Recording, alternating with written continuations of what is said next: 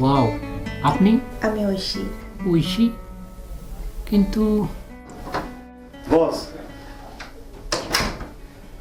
আমি বলছি, আপনি গতকাল বললেন না একজন পিএস লাগবে। আমার তো অনেক কাজ করতে হয়, আমি যেহেতু এই কোম্পানির জিএম, আমার একজন সেক্রেটারি লাগে, এই জন্য ঐশীকে নিয়ে আসছি। ঐশী তো আমার আগেই পরিচয় ছিল। আপনার জন্য তো না, পিএস লাগবে আমার জন্য, আমার কথা বলেছিলাম আপনাকে। জি জি বস। আপনি একটু অডিটের কাজটা রেডি করেন, আর শুনেন, যাওয়ার সময় দরজাটা একটু লাগিয়ে দিয়ে যান।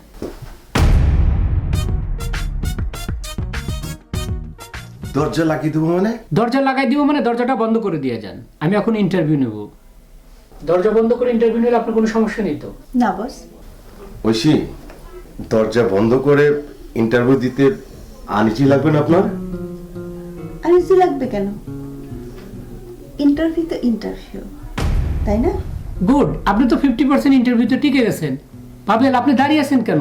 প্লিজ যান। না মানে বস, খাল কেটে কুমির আনার গল্পটা আপনি জানেন? ইন্টারভিউ শেষ হলে আপনার কাছ থেকে আমি শুনে নেব।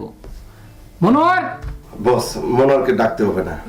ঐশী, শরম পায়েন না, আরাম ইন্টারভিউ দেন।